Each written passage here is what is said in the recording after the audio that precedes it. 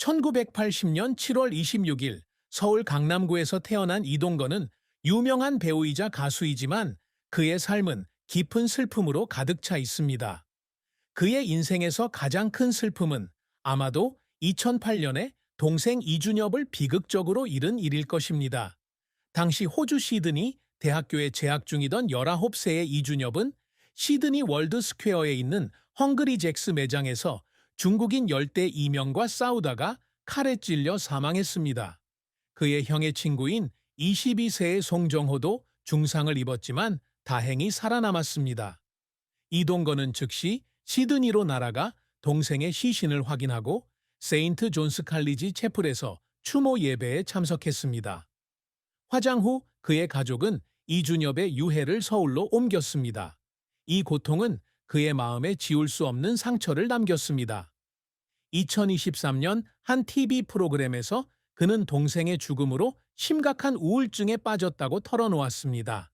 사랑하는 사람들을 지키지 못했다는 무력감과 죄책감이 오랫동안 그를 괴롭혔습니다. 그는 종종 이 비극을 막기 위해 무엇을 할 수 있었을까 하는 생각에 잠 못 이루는 밤과 동생에 대한 악몽에 시달리며 소리 없이 울었습니다. 대중과 언론이 그의 사생활에 끊임없이 관심을 기울이는 가운데 커리어와 사생활의 압박감에 맞서야 했을 때 이러한 슬픔은 더욱 깊어졌습니다. 이러한 상실은 개인적인 고통일 뿐만 아니라 삶의 연약함을 일깨워 주었고 가족, 사랑, 그리고 행복의 의미에 대한 그의 관점을 바꾸게 했습니다. 이동건의 커리어는 눈부신 성공과 실패로 가득 찬 긴 여정이었고 깊은 인상을 남겼습니다. 그는 1998년 가수로 연예계에 데뷔하여 첫 번째 셀프 타이틀 앨범을 발매했습니다. 그러나 그의 가수 활동은 그가 바랐던 성공을 가져다 주지 못했고 그는 곧 연기로 전향하여 진정한 소명을 찾았습니다. 그에게 큰 전환점은 2004년 SBS 드라마 파리의 연인에서 로맨틱하고 내성적인 유수형 역을 맡아 주연을 맡았을 때였습니다. 이 드라마는 현상이 되어 높은 시청률을 달성하고 그를 한류의 중심 인물 중 한 명으로 만들었습니다. 이 성공은 1년의 기회를 열어주었고 스위트 18, 스테인드 글라스, 그리고 2005년 영화 내 남자친구는 B형입니다. 그는 이 영화에서 코미디와 로맨틱한 역할 모두에서 다재다능함을 보여주었습니다. 그는 또한 2006년 11월 28일에 시작하여 100일 동안 지속된 제주도 아시아 한류 엑스포에 참여하여 한국 문화를 세계에 홍보하는 데 기여했습니다. 2005년에 빡빡한 일정으로 지쳐서 휴식을 취한 후 2006년에 스마일 어게인으로 돌아와 그의 재능을 더욱 확인했습니다. 그는 사극 일곱일의 왕비에서 폭군 연산군 역으로 강렬한 인상을 남겼는데 분노에서 슬픔까지 다양한 감정을 표현해 관객들이 눈을 뗄 수 없게 만들었다. 그 후 아내의 죽음에 대한 복수를 추구하는 특수부대원 역을 맡은 액션 영화 스케치와 감정적인 일상을 담은 영화 별이 내린 곳에 출연했다. 2019년에는 판타지 로맨스 영화 단, 하나의 사랑에 출연해 비평가들의 극찬을 받았다. 하지만 그의 경력은 좌절 없이는 이어지지 않았다. 1999년작 에드 매드니스와 같은 초기 프로젝트 중 일부는 흥행에 실패해 자신의 능력을 의심하게 만들었다. 하루에 수십 시간씩 지속되는 힘든 촬영 일정은 그를 지치게 했다. 라디오스타에 출연했을 때 그는 멜로드라마에서 치즈 같은 대사를 해야 하는 것이 엄청난 도전이었고 압박감을 느꼈으며 기대에 부응하지 못해 뒤에서 울기도 했다고 고백했다. 이혼 후 몇 년 동안 그는 적합한 배역을 찾는 데 어려움을 겪었고 스크린에서 잠시 멀어지면서 미래에 대한 걱정에 시달렸습니다. 하지만 그의 끈기와 열정은 그를 이겨냈고 그는 계속해서 인상적인 연기를 선보였습니다. 이동건은 커리어뿐 아니라 개인적인 삶에서도 항상 위대한 업적을 이루려는 목표를 가지고 있었으며 이는 다재다능한 아티스트이자 의미 있는 사람이 되고자 하는 그의 열망을 반영합니다. 그는 처음부터 국내뿐 아니라 세계적으로 인정받는 배우가 되기를 열망했습니다. 파리의 연인의 성공은 전환점이 되었지만 그는 거기서 멈추지 않았습니다. 그는 현실적이고 심오한 역할을 맡고자 하는 열망으로 대본을 연구하고 베테랑 감독, 배우들과 함께 작업하며 자신의 기량을 더욱 발전시켰습니다. 7일의 왕비의 연산군 역은 복잡한 역사적 인물에 도전하고 싶었기에 큰 목표였고 관객과 시상식의 인정은 그의 노력을 증명했습니다. 그는 또한 와 같은 멜로드라마, 내 남자친구는 비형과 같은 코미디의 액션까지 연기의 다각화를 목표로 삼으며 끊임없는 열정을 보여주었습니다. 그는 2017년에 태어난 딸 로아에게 좋은 아버지가 되기 위해 노력합니다.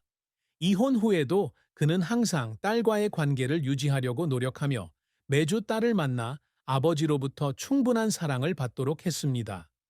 그는 또한 SBS의 미운 우리 새끼와 같은 프로그램에 참여하여 다른 사람들에게 영감을 주고자 아버지로서의 여정과 이혼 후의 삶을 공유했습니다.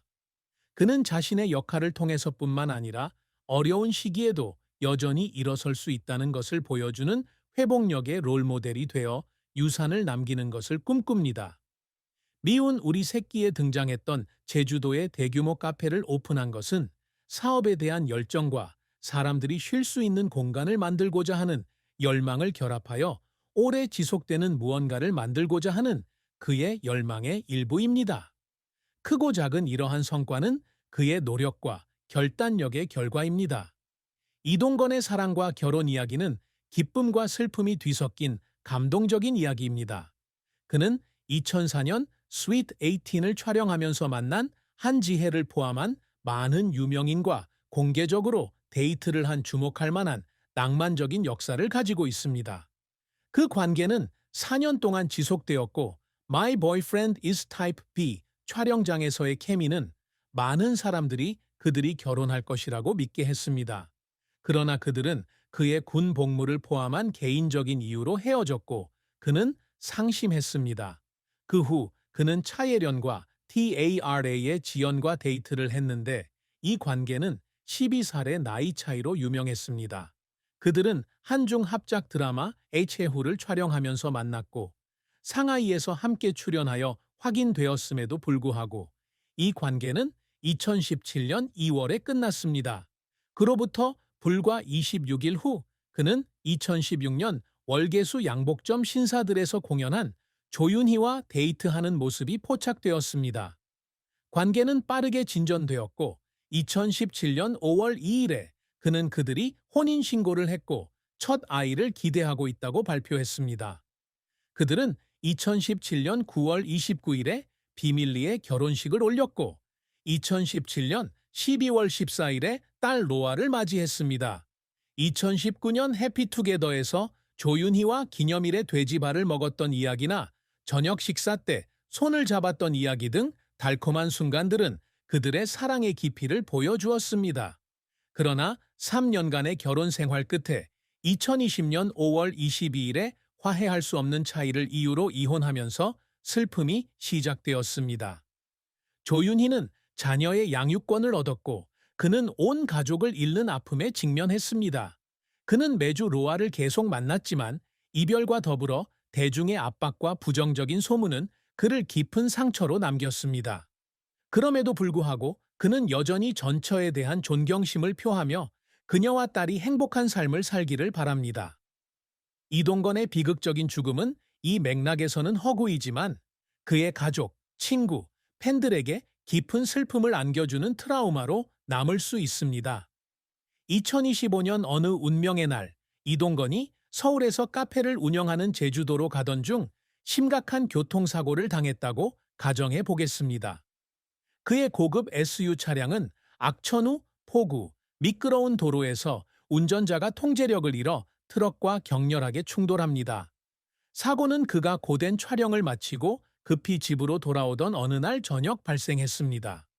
목격자들은 그의 차량이 완전히 찌그러졌다고 보고했고 구조대가 즉시 도착했지만 그는 머리와 가슴에 심각한 부상을 입고 사망했습니다. 그의 사망 소식은 빠르게 퍼져 한국 연예계에 큰 충격을 안겼습니다. 팬들은 그가 이송된 병원 밖에 모여 재능 있는 스타를 잃은 슬픔을 표했습니다. 그의 장례식은 서울의 한 장례식장에서 한국의 전통 관습에 따라 3일간 치러졌습니다. 흰 꽃으로 가득 찬 공간은 동료, 친구, 팬들이 보낸 수백 개의 화환으로 가득 찼고, 파리의 연인의 주인공, 영원히 보고 싶어요.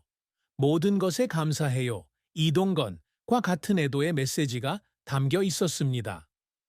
경상도에 계신 부모님을 비롯한 유족들이 슬픔에 잠긴 모습을 보였고, 전처 조윤희와 딸 로아도 마지막 작별 인사를 전했습니다.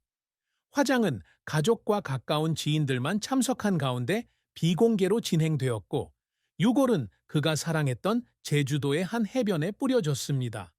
이 갑작스러운 죽음은 개인적인 상실일 뿐만 아니라 연예계에도 큰 충격으로 남아 채울 수 없는 공허함을 남겼습니다. 이동건의 전처 조윤희는 그가 겪었을 슬픔과 비극적인 상실에 깊은 슬픔을 표했을 것입니다. 그의 죽음 이후 가상 인터뷰에서 그녀는 그가 마음속에 품고 있던 고통, 특히 2008년 남동생의 죽음 이후의 고통을 항상 알고 있었다고 털어놓을 수 있었습니다. 그녀는 그가 종종 어둠 속에 혼자 앉아 이준엽을 생각하며 말없이 울고 자신의 운명을 바꿀 수 없다는 무력감에 사로잡혔다는 것을 기억할 수 있었습니다. 그녀는 그가 자신의 커리어에 대한 압박감, 관객의 기대에 부응하지 못할까봐 걱정했던 순간들, 그리고 긴 촬영 후 흘렸던 눈물들을 떠올렸습니다. 두 사람의 결혼 생활에 대해서는 이혼에도 불구하고 항상 그를 존경했으며, 그의 가장 큰 슬픔은 아마도 딸 로아에게 온전한 가정을 꾸려주지 못한 것이었을 것이라고 말할 수 있었습니다. 그녀는 그가 이혼에 대해 이야기할 때 울었던 것은 서로의 차이 때문이 아니라 아들의 미래가 걱정되었기 때문이라고 눈물을 흘리며 이야기할 수 있었습니다. 그의 죽음 이후 그녀는 그가 너무 갑작스럽게 떠나갔다는 사실에 안타까움을 표하며 자신과 로아를 위해 해준 것에 대해 사과하거나 감사할 기회도 없이 눈물을 흘릴 수 있었습니다. 그녀는 그가 매주 아들을 만나려고 애쓰는 사랑스러운 아버지였다.